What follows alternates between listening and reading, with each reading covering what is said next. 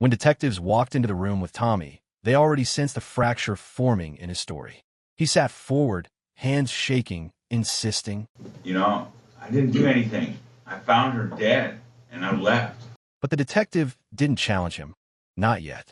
He simply leaned back, folded his arms, and replied, Did you say bleeding or pleading? Bleeding. Bleeding. You saw the blood coming out? That one sentence shifted everything. Because this isn't just a case about a crime. It's a case about a lie.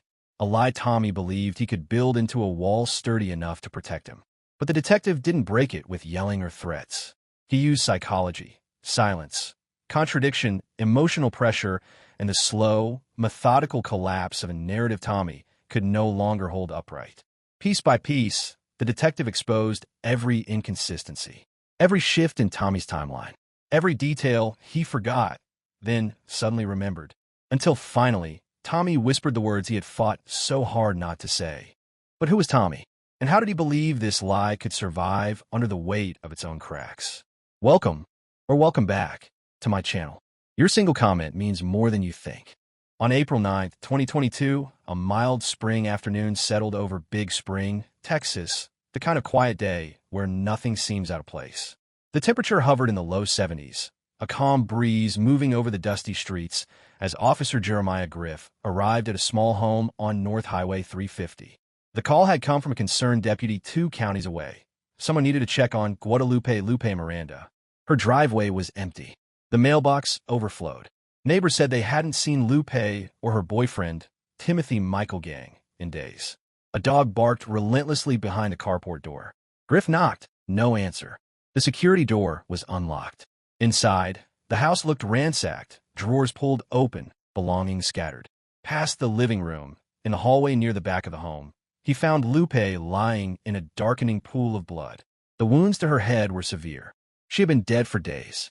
Hours earlier, nearly 200 miles away, officers had chased a white pickup across the back roads of Zavala County. The driver, Gang, crashed into a field, stumbled out, raised his hands, and said, "Shoot me. I already killed somebody." It was the first confession in a long unraveling.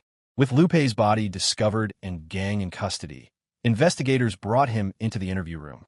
At first, he denied everything. Then the lies bent, cracked, and collapsed under their own weight. Over time, he revealed the truth. The fight, the rage, the shovel, the staged burglary, the 4 days on the run. And now, they brought him to interrogation, where every contradiction, every emotional slip, and every psychological fracture would be examined. Today, we will look into the psychological aspects of this interrogation and how detectives dismantled his story piece by piece. Huh? How far did you make it? Probably about 40, 50 miles, and I turned around, I got thinking about it. Because I was going about an hour 20 minutes, hour 30 minutes, something like that. Wow, that's, were you walking or? Oh, I was driving. It only takes me about an hour to get to St. Angelo. It's only 80 miles? 83 miles, yeah. 83 miles? And you're driving? Well, I stopped, and I got me Coke, and I thought about it. Where'd you get Coke at? Oh, I don't know, some damn, the rest stop, not the rest stop, but store somewhere. I don't even remember where. What's the little town in the middle? Sterling City? Yeah, that's where I got it. That's the only place you can buy anything. Pretty much. I mean, that's the only store out there. What store did you stop at? The one on the right or the left? Always go to the one, if we're going south, always go to the one on the right. On the right. No, left. The left? Was it Suncoast or, no, that's, always the one on the, you guys ask me way too many damn questions. I don't fucking pay attention to shit like that. You know? No. Do they serve food in there and stuff? I don't know. But I'm pretty sure that I always stop to the one on, if you're going from Big Spring down to there, it's the one that's on the left. Oh, you cross the Yeah. See, I'm the opposite. I stop at the one. And then when I come back, I always stop at that one going, and it's on the right-hand side, so. Detectives pressed him for increasingly specific details about miles, stores, and travel times. These harmless topics drain his mental bandwidth, making it harder for him to sustain a fabricated story. The more detail he must maintain, the more fragile the lie becomes. This tactic exploits cognitive load theory, Sweller, 1988, which holds that deception consumes greater mental resources than truth-telling. By overwhelming his working memory, Detectives push his lie to collapse under its own complexity. The reason we're here is there's a person that realized what he did. He fucked up. He accepted his mistake. He asked for forgiveness. He is not a monster. And he talks about it to get it off his chest. I agree.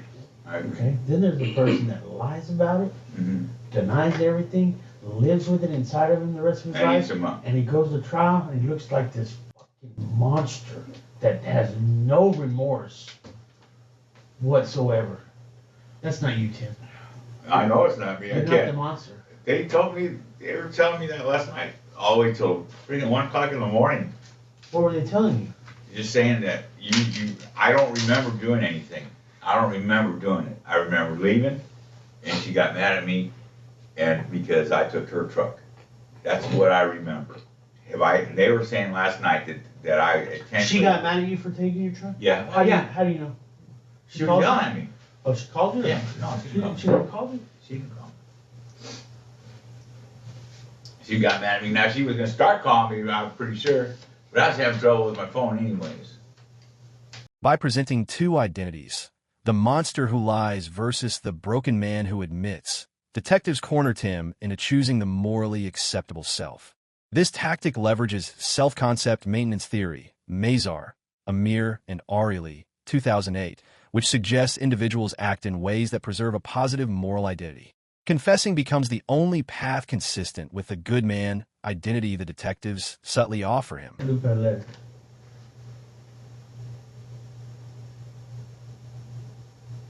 Right her there. 4. Talk to her. I've been talking to God. I didn't know if I should talk to Loopy. I think you need to write her a letter. Sorry for everything I've done. I don't know. You gotta explain that. That's between you and her. I don't know what to say. I love her. Yeah, I'm sure you love her. I don't understand why I'm supposed to write a letter. You know exactly what you want to tell her. You want to tell her that you love her. You want to tell her that you're sorry. I didn't do it. I didn't hurt her. That's not the question we're here for, Tim. We're not here as a matter of if you did it or if you didn't. We know you did. We've got proof that you did. But we just want to know what happened. We want to know what happened, and we want you to tell Lupin, you're sorry for what happened. You're not the monster, Tim. I can tell by looking at you, Tim. Bullshit. If I did it, then fuck it. Then I'm done. I'm terrible. Detectives reassure Tim that he is not a monster and that remorse is visible in him. This gentleness creates emotional safety and lowers his defenses, making confession feel less threatening. The approach draws on effective forecasting theory, Gilbert and Wilson, 2000, which notes individuals make decisions based on expected emotional outcomes. Detectives guide Tim toward imagining relief through honesty. Something happened. You snapped. Something happened. You know, I am the monster. Sit down, Tim. Okay, I know. I'm not going to do nothing. Oh, stupid. okay. No, it's not my office. It's not my office. I just wanted to stretch a little. That's fine. It's not my office. So I don't know. You know, I don't want. She just never would let up on me. Never would let up on me. Always bitching at me for the stuff that I did in the past. And they never forgive sometimes, huh? And she didn't forgive me. She does forgive. She don't forget. Yeah. Because she's a religious woman. I don't know. She wasn't very religious. I was more religious than she was. Think so? Yeah, I know. So she never go. I wanted to go to church. I've had some trouble with drugs. I was going to go to rehab, you know. What kind of drugs? Oh, I got into meth long time ago, and then I did a little bit here and there. No, I didn't see any evidence. I know, but I mean, it's still, this was something that I dealt with, yeah. Detectives repeatedly tell Tim they already know what happened, while simultaneously expressing understanding. This dual framing removes the incentive to maintain the lie, while promising emotional protection if he surrenders. The tactic uses inevitability acceptance theory, Cassin and Gudjonson, 2004, which shows suspects are more likely to confess when resistance seems futile yet compassion is still accessible. I mean, but I've always had the urge, and I try to keep myself away from it, and I've done a pretty good job of that. So, Yeah. But that's good. I'm proud of you for that. I'm proud of me too. So When we snapped, I snapped, I guess, but I don't remember exactly what all happened after I snapped. The only thing I remember is her laying on the floor, bleeding. I did something. Something terrible. Did you say bleeding or pleading? Bleeding. Bleeding. You saw the blood coming out? Yeah. Where was the blood coming out of? It looked like her head. Her head. What happened to her head? I don't know. I can't remember. I threw up against the wall once, and the door or something, I think. Did he knock her down? I believe so. So she hit the door, and then what happened? She fell to the ground.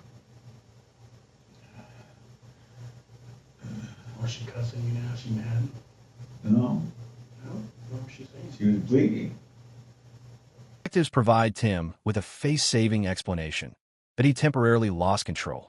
This reduces the moral weight of confession, making honesty feel survivable. The method draws on cognitive dissonance theory, Festinger, 1957, which states that individuals reshape beliefs to reduce psychological conflict. Offering a softer narrative helps Tim reconcile the act with his self-image. No, I got a bad enough picture of my head.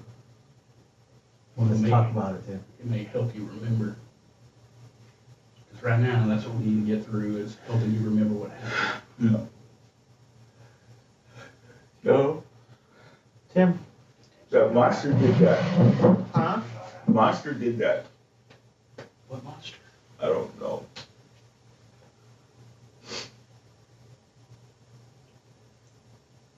You're gonna be okay. You're not a very good actor, Tim. Let it out. Let it out, Tim. That's fake. Let the real Tim come through. I didn't mean to do I that. know, but I'm not talking about this. I'm talking about you. Quit acting. Let the real Tim come out. Let it out, Tim. I You can't. have to. I can't. I'm gonna live with it. I'm gonna die with this. You'll feel better if you let it out. No matter about what. You're gonna be able to sleep tonight. The truth will set you free. If you're a religious man, you know exactly what I'm talking about. The truth is I'm an idiot. The truth is I'm a sorry son of a bitch. The truth is I did that to her. Long pauses allow Tim's anxiety, guilt, and cognitive dissonance to rise unchecked. Humans naturally fear social silence, especially while lying, and attempt to fill it with speech, often revealing truths. This method relies on discomfort-induced disclosure, Fry, 2008, the phenomenon where increasing internal tension compels individuals to speak in order to reduce emotional discomfort. Let's talk about it. Why? Well, to show I'm first. already so I couldn't face any of the people or family or anything now that I did that. Well, Now, what is that? She's lying dead, ain't she? When Tim calls himself a monster, detectives gently push him to separate his core identity from his behavior. This psychological distance makes confessing less catastrophic. The tactic is rooted in self-distancing theory, Cross and Aduck, 2011, which finds that creating space between the self and a harmful action allows individuals to discuss painful events more openly. well, Now, what is that? She's lying dead, ain't she? Okay, so what do you do? I don't remember. but you remember picking up a Coke and a water at the store. But you remember how many miles you drove. But you remember you turned around and come back. You remember all the bullshit. But you don't remember this. And you gonna tell me a judge gonna believe that? They ain't nobody gonna believe any of this. Yes, sir. They will. No, they won't. If you let the real Tim out. Yeah, they're gonna believe that I killed her. That's all they're gonna believe. Are you remorseful? Do you want This is them? not the real Tim. Do you want them to believe that you're sorry for this, or that you are just a monster? No. Are you I sorry? didn't. Yes, I'm sorry. Hell yes. Now that's fighting words. Detectives highlight the inconsistency between Tim's clear recall of trivial events, buying a Coke, choosing a gas station, and his sudden inability to remember the violent act itself. This contrast forces him to confront the implausibility of his own narrative. The approach draws on reality monitoring theory, Johnson and Ray, 1981, which states that genuine memories contain sensory detail, while fabricated ones rely on logic. Detectives use this imbalance to expose deception. I never cared. Why did I do it? I know she was nitpicking at me. I know she was trying to didn't want me to do this, didn't want me to do that. And she wanted me to plant the rose bushes. And I wanted to go make some money because I've really struggled with that, making money in Big Spring after I lost my good job. Where did you get job? I was working for Kyle Lemons out of Colorado City. But she didn't want you to leave. And I insisted. That's where we started the fight. I went back to go get the rest of the stuff in the pool room, in the shop. And she met me over there, and that's when I hit her with. I threw her up against the door, and that's when I grabbed the shovel. That's when all this shit hit. How did you get out to the back to grab the shovel? With that door, that door's locked. That back door.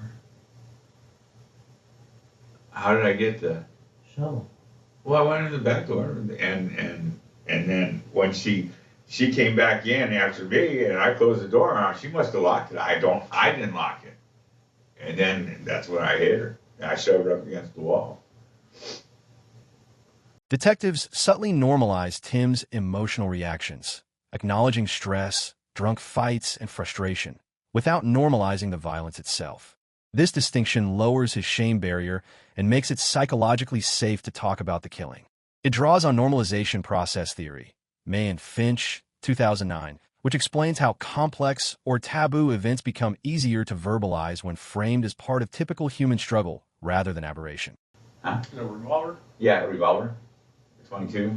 Special, you didn't shoot a 20. I bought it for her. Have a long barrel on it? Huh? About how big is it? Oh, like that. Yeah. She added a case for it. You didn't find it? No. I was too nervous. I only looked for a short time and I took off. What day was this? Tuesday. Tuesday? Where'd you go? Went to Midland. Stayed in a stupid old junky motel there. How'd you pay for that? Cash. Cash. Then I went to San Angeles for a couple days. Stayed there in the same hotel, right on the main drag when you pulled in. It's not a brand name, but it's a nice motel. I can't. Paid cash there too. On the Big Spring side of San Angelo? Or Yeah, on the Big Spring side of San Angelo. And if you're going south, would it be on your right or your left? When you're going south, it'd be on your right. On the right? Yeah. Before the loop? Yeah, before the loop. Yeah, right, like, okay, the loop is here. Walmart's here. You got me? Yeah, okay. Yeah. Right there. Okay. It's right there. I can't remember. It was a yellow motel, but I can't remember what it was called. I had a receipt. It could be in the truck. I don't know. It might be gone. What'd you do with the shovel? Threw it out. Where? I don't believe you. Huh? I don't believe you. Don't believe me what? I threw out the shovel? Yeah. Why not? I don't know. I don't know where it's at then. Anywhere between here and San Angelo. I don't really remember where I threw it. Detectives methodically walk Tim through the decisions he made after the killing, staging the scene, looking for a gun, selecting the wrong bag, using her credit cards, checking into motels. Each step forces him to recognize the sustained planning behind his actions. This draws on attribution theory, Hyder, 1958, which suggests people judge intent based on observable behavior patterns. As detectives highlight deliberate choices, Tim's "I snap" claim becomes psychologically untenable even to himself. Big Spring in San Angelo. I threw it out over there. Do you have it in the front seat with you? No, I stopped and then I got rid of it. There's blood on it. So you just threw it on the side of the road? Or Is there? So we should be able to go find it? You think we can go find it? Shit, I got horses. You cowboy? I can't ride a horse. That's funny. Why would you want to do that? I don't believe you. I don't believe you now. I Why? don't believe you did with the shovel. I want you to find it for me. Okay, can we go now? You got boots? Yeah. You think I can ride a horse? I don't know. I can. Truth, what was what. Okay, all right, okay. So, anyways, when we came, so I was loading the truck, and she came into the workshop, and we were arguing still a little bit there, and then Was the truck in the front or the back? the truck was in the front. In the front. And so, anyways, so I loaded the wheelbarrow, and I loaded shovel and a rake and a hoe, which I think is still in the back of the truck. And that's all I needed, you know, and the rest of the tools are already there. And then I came back in the house front door, and she came back in the back door because I took the tools out on the side of the house. Okay, then I loaded them up. And then we got in. Detectives continuously clarify which bag, which room, where exactly, how tall was the grass. These aren't challenges. They're invitations for Tim to repair his story. But each repair introduces new contradictions. This relies on cognitive interview inconsistency theory, Fisher and Geiselman, 1992, which shows that repeatedly revisiting details naturally exposes fabricated elements. Tim collapses under the weight of keeping his lies straight. Hit it this way, or I like took a it baseball like bat? that, and come over like that. The first time you went Yeah. this way? Yeah. And she standing up? She was standing up, yeah. The, one thing that's kind of strange is the mark up here looks a little different than that. You know? I really don't know exactly where I hit her. I mean, it was on the head, it was on the head. But I don't know, I didn't look at that stuff. I left. And how many times do you think you hit her? Twice. Well, where'd you hit her the second time? Probably more on the side, something like here. And was it a hit like this, Yeah. or how? Yeah, hit like that, yeah. Or not digging into the ground? No. Just like a flat handle was up. But I think the shovel was backwards or something, I think. You know what I mean? You know how you got the, Cupped. I don't know, like, I don't know. One of your hands will be a shovel. Yeah, okay, and so I hit her like that, down like that. But I hit that butt end, I think that on her side of her head, I think. I don't know.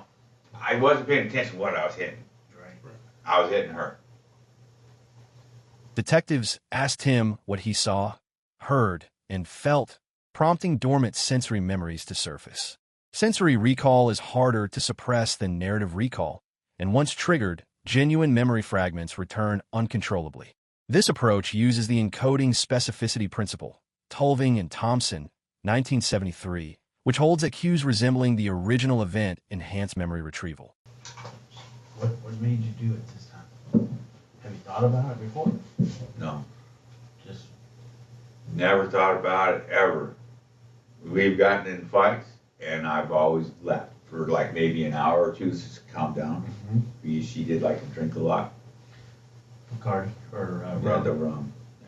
Yeah. And I drank with her sometimes, but I was more of a beer drinker. And I'm an alcoholic, and I don't want to be drunk very often. So, You said you don't want to be drunk? right. And some of our past history is we were getting drunk together, and that was not good. Right. And that's the main reason I left the first time for 3 Where'd you months. go? We were drinking a little bit. I had a couple beers, and then she had a drink, I think, or two maybe. We had shots, and sometimes we'd have a shot in the morning when we get up. That's alcoholic.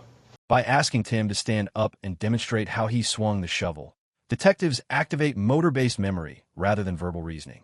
Procedural memory is deeply ingrained and far less malleable under stress.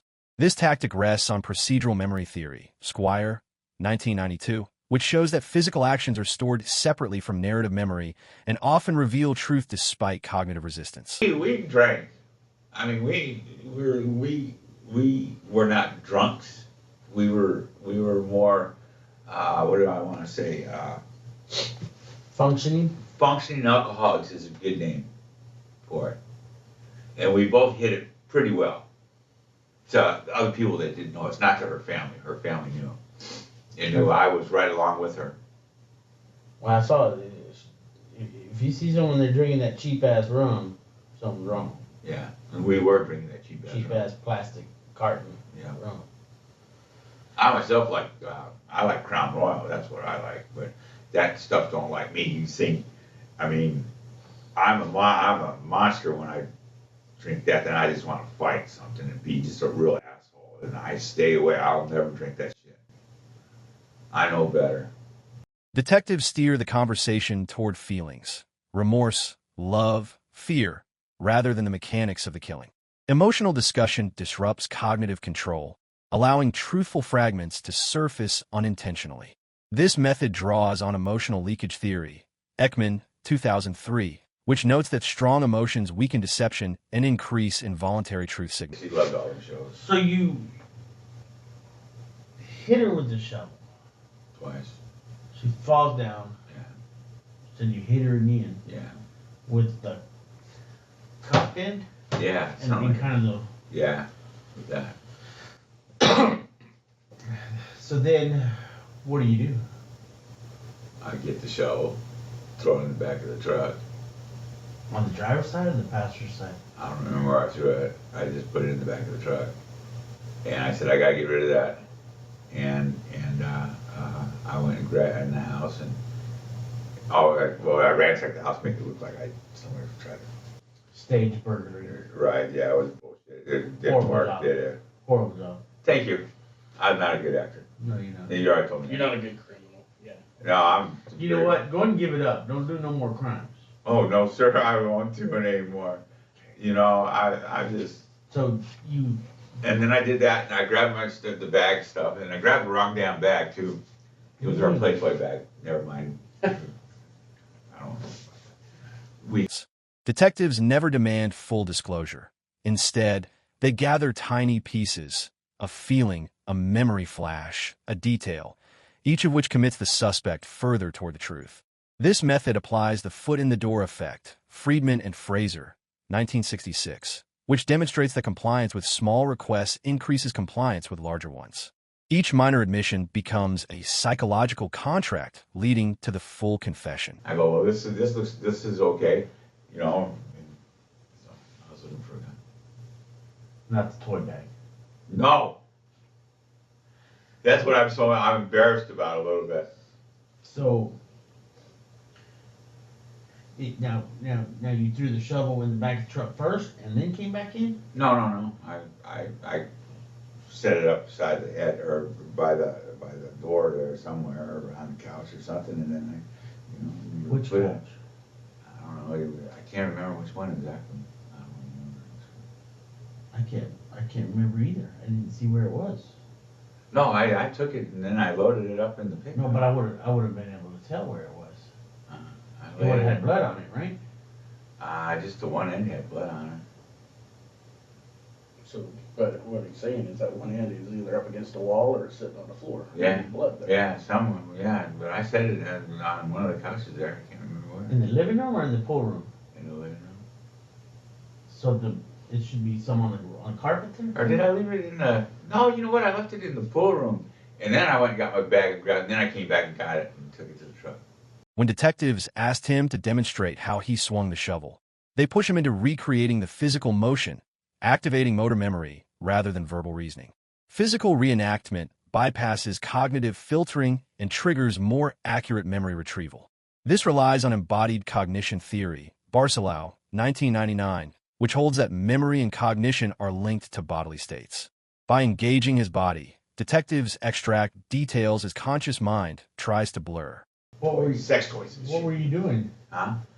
I grabbed that bag I instead don't of even know. What, instead of what? instead of the other duffel bag I should have grabbed, and I just stuffed some clothes in there. I didn't know I grabbed that one.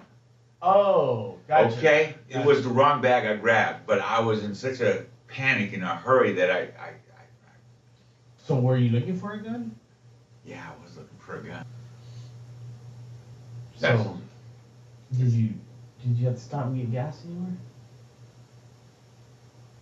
No, I had a full tank.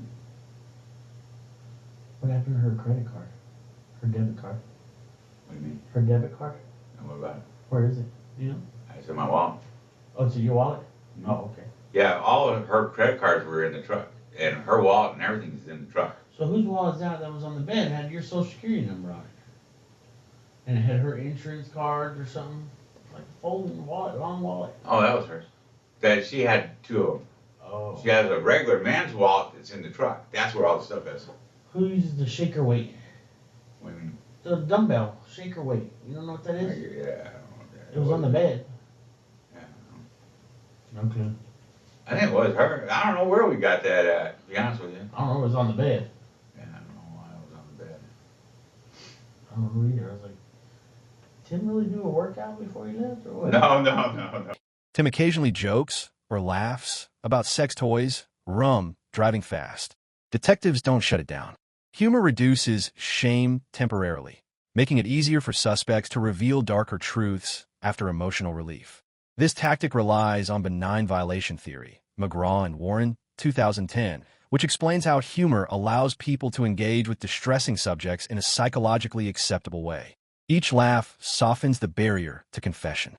That's what I did. What did you tell her when you left? What did I tell who? Lupe.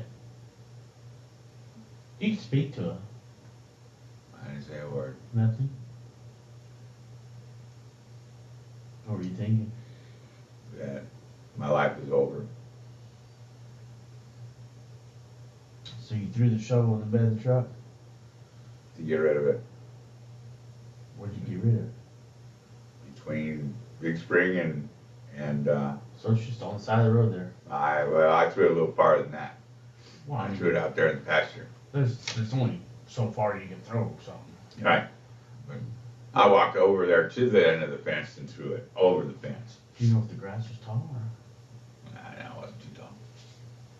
It was past the windmills. I know that. I got rid of it pretty soon. Well, past the windmills is not pretty soon. Well, I thought it was. Well, I guess. Detectives imply they possess proof, but never show it, making Tim fear that continuing the lie will soon become impossible.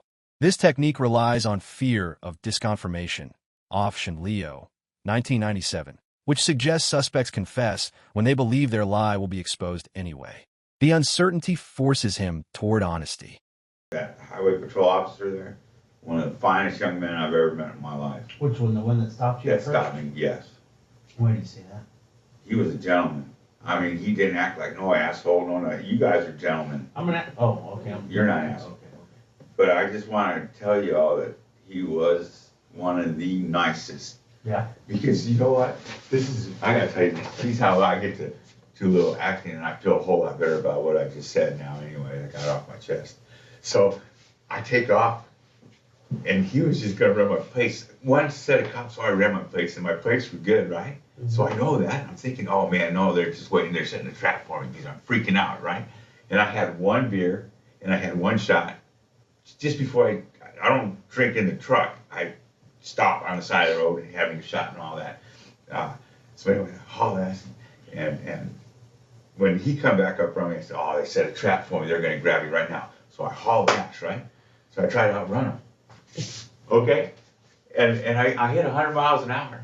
And that's as fast as that little truck will go because it's only got a 6-cylinder in it. And he still catch me. I said, this is a waste of time. So I was fixing to shut her down. I said, I'm had.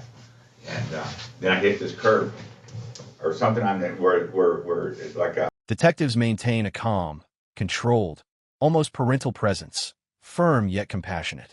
This dynamic increases Tim's willingness to confide, as he perceives them as safe authority figures. The approach leverages secure-base theory, Bowlby, 1988, which proposes that individuals disclose more deeply to figures who combine authority with emotional warmth. And then I hit this curve or something on that where it's like a, what do you call it, a drainage ditch or something? And it took me and it went right into the guardrail. Spun around, went off into the farmer's field about 300-400 yards. I mean, I was moving. And the cop told me, he said, I couldn't believe you didn't roll that son of a bitch. He said, you did a good job. I said, I was just praying. What are you talking about? I did a good job. I had nothing to do with it. What did you say when you got out? What did I say when I got out? Kill me. I killed somebody. Shoot me, is what I told him. And he made that comment. It's still in the report. Oh. It's still in the report. Oh, I don't know. I haven't seen the report. Have you seen the report? No. Well, But- how do you know it's in the report? Because I know they put it in there. Oh. Because he just tried to, Detectives ask about Tim's kids, his mother, his past relationships, not for evidence, but to remind him of who he sees himself as versus who he has just become. This tactic uses identity control theory, Burke, 1991, which states that when identity and behavior conflict, people attempt to realign them. Confessing becomes Tim's way of reconciling his actions with the self-image he's desperately trying to preserve. When you told him to shoot you, that you just killed somebody, what did he say? said, just calm down. We need to talk about that. That's what he said. We need to talk about that.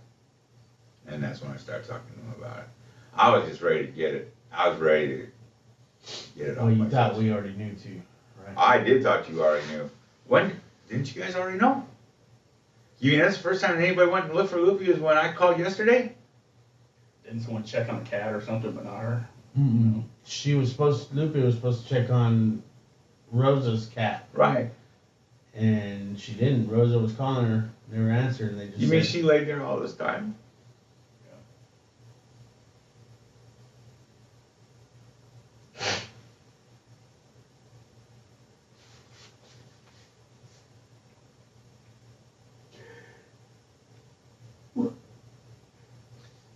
about 4 days, I guess.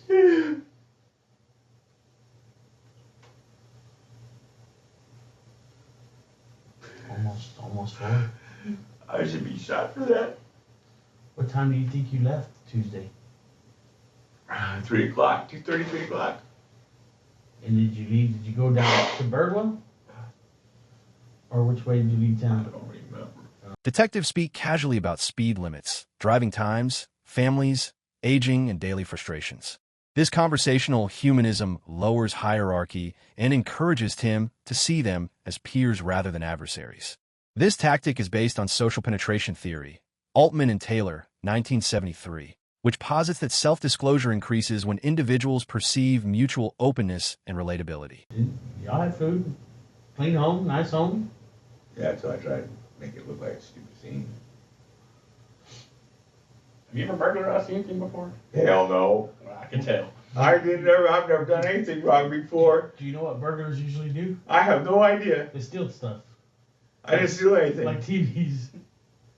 I didn't steal anything. Well, it happens.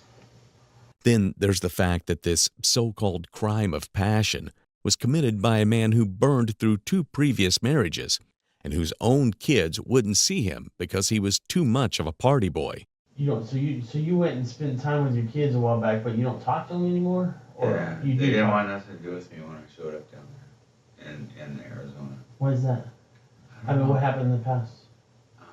Since they're, well, at first, Are you gonna spit? no. Oh, you swallowed it. Yeah. When me and their mom got divorced, they didn't want nothing to do with their mom. She stayed with the guy that raped my daughter. Okay. Or had sex, and I don't know exactly all what happened. And so anyways, they were mad at Kara because she went back. Because the whole story, I went and got her and got my kids, and I took her back to her mother. Detectives point out inconsistencies gently, staging the burglary poorly, failing to steal valuables, or leaving obvious clues. These aren't accusations. They are reminders of incompetence. The strategy exploits impression management theory, Goffman, 1959, which states people attempt to control how they are perceived. By highlighting how unconvincing his stage scene was, detectives provoke him to explain better, which inevitably means confessing more truth. Slowly but surely, she worked her way back into the picture, and then all my kids talk to her now, and they kind of left me in the cold. Because they said I was a party boy, I partied too much. I'd have a a girlfriend for 2 years and get another one in 2 years, and I'd have another one for 2 years and get another one in 2 years, and I did too. Something wrong with that? No, hell no, it was the best time of my life. Shit. That's right. That's when I was, 36, 37. About my age. Yes, sir. How old do I look? 36. About 36, 37. 44. Yeah. You're good. You're close. Okay. He looks a little bit older. Thanks a lot. He looks about 50. With that scrubbly, beard and gray coming out all over the place. He didn't do a very good job hiding his gray.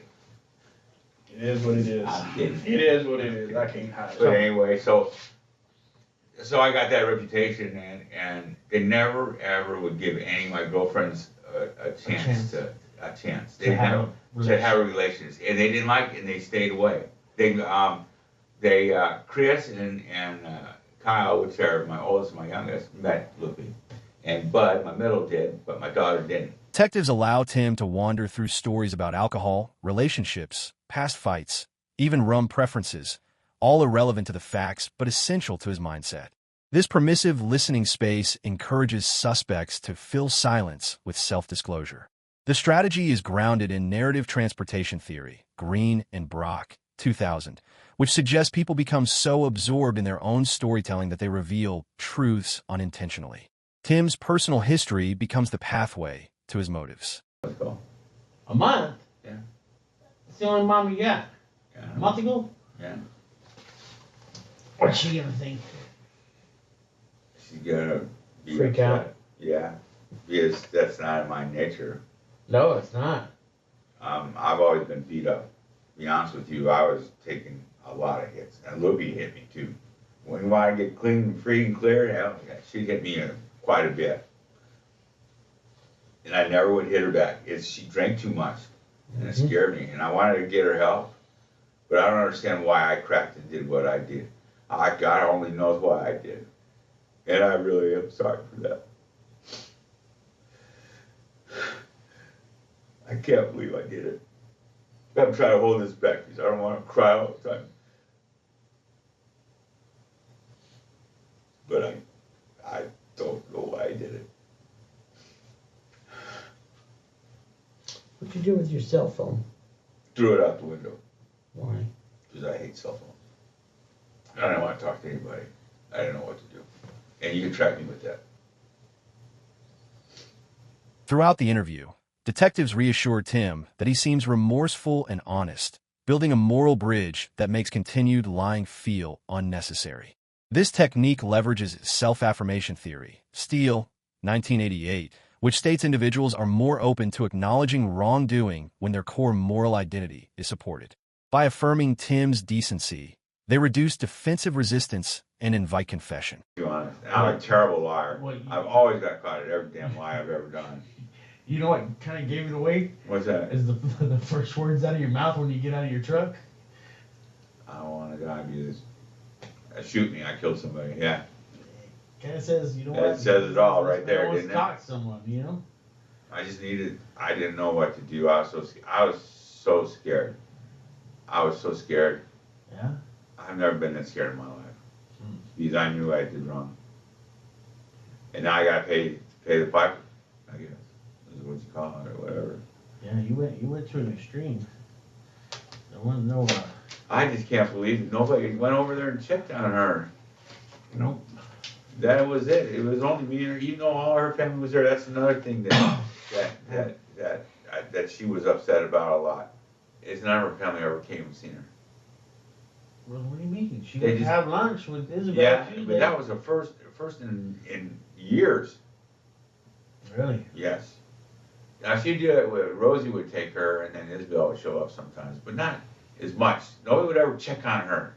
You know what I mean? Nobody would ever call and see, hey, I haven't heard from you in 4 or 5 days. Are you okay? And this is the same thing. This is what just kills me. Her brother lives here. Ralph lives there. You know? And he never even bothered to check on her. Nobody ever. Detectives repeatedly quote Tim's earlier outburst, "Shoot me, I killed somebody," forcing him to confront the disparity between his emotional admission and his later denials. This uses commitment consistency theory, Cialdini, 1984, which suggests people feel internal pressure to act consistently with past statements. By reminding Tim of his own words, Detectives close the psychological gap between impulse and confession. This is what just kills me. Her brother lives here. Ralph lives there, you know? And he never even bothered to check on her. Nobody ever. And they had me calling her cell phone.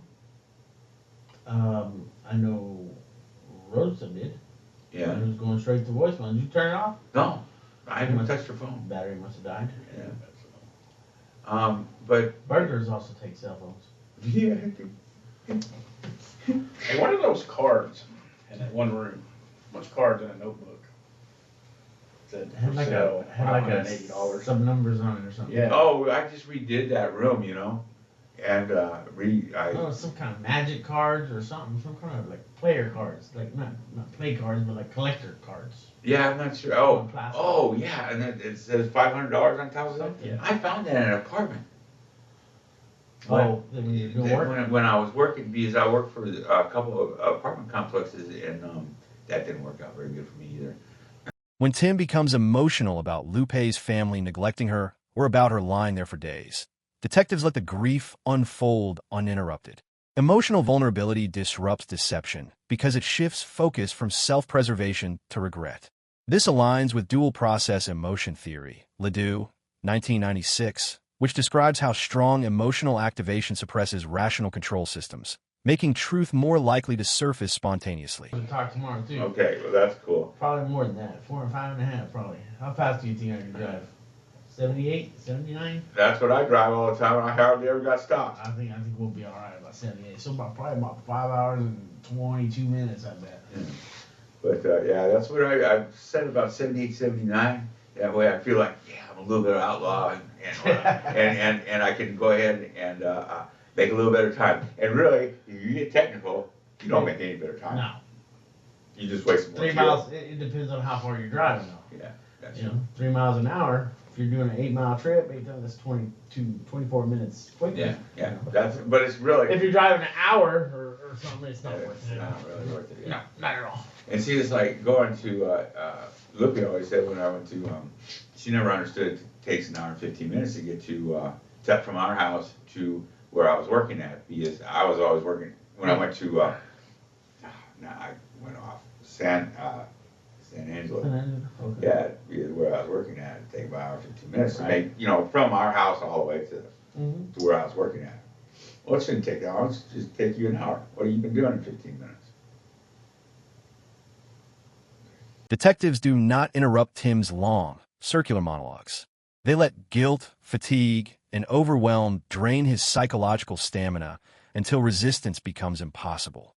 This method draws on ego depletion theory, Baumeister, 1998, which shows that self-control diminishes as mental effort increases. By the time key questions are posed again, Tim no longer has the cognitive strength to sustain deception. What's going to happen to you is tonight you're going to go to bed. You're going to sleep better tonight. I'm going to sleep tonight, yeah. And tomorrow, guess what? There's going to be something else that's going to click in your brain. You're going to want to tell us. You're going to remember a little more. Yeah, to let you know something. I mean, I'm it's sure all against me. I'm saying, but I did it, so there ain't no sense of beating around the bush about it. I did hit it a couple times, maybe even 3 times. No, just twice. Twice is good. I can't believe I did it.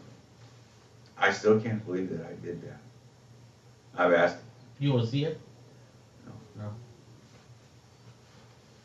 No, it looked pretty bad when I left, sir. Detectives tell Tim that he will sleep better, that things will click, that tomorrow he will remember more.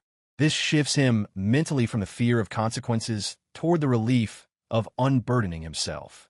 This draws on temporal motivation theory, Steele and Koenig, 2006, which holds that people's behavior is influenced by how they project future emotional states. Confession becomes framed as the easier emotional path.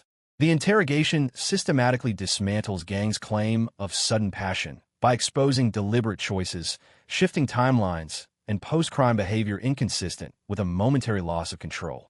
Detectives guide him from denial into a detailed confession that includes weapon use, staging the scene, disposing of evidence, using the victim's credit cards, and fleeing across counties. Legally, this moves the case from emotional impulse to intentional conduct, eliminating mitigation arguments. By securing his own admissions, especially about staging, searching for a gun, and planning his escape, detectives provide prosecutors with direct evidence of consciousness of guilt, ensuring a strong path to conviction. Timothy Michael Gung, often reported as Gung in court records, pleaded guilty to murdering 68-year-old Guadalupe Lupe Miranda in Big Spring, Texas, after initially leading police on a vehicle chase and attempting to evade responsibility. Under Texas law, murder carries a wide range of punishment, and Gung elected to have a jury assess his sentence. The jury determined that he should be imprisoned for life in the Institutional Division of the Texas Department of Criminal Justice, rejecting lesser terms and any mitigation argument. As a result, the trial court imposed a life sentence based on the jury's assessment, meaning Gung will spend the rest of his life in prison for the fatal attack.